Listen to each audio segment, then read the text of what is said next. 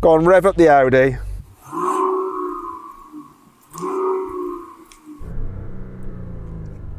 This has got such a big soft limiter, the rev counter doesn't even go up. Isn't that amazing? That's absolutely terrible. Okay, Rory, let's have a listen to the Mercedes revving.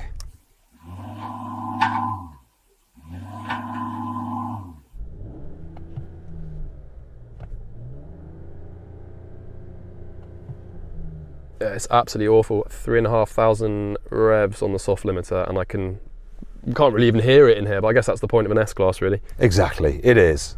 But this BMW does a good blend of kind of luxury, quietness, and then a bit sporty when you want it to be. But I do have a bit of an unfair advantage because this is the M Performance model, while you two just have normal, run-of-the-mill plug-in hybrids.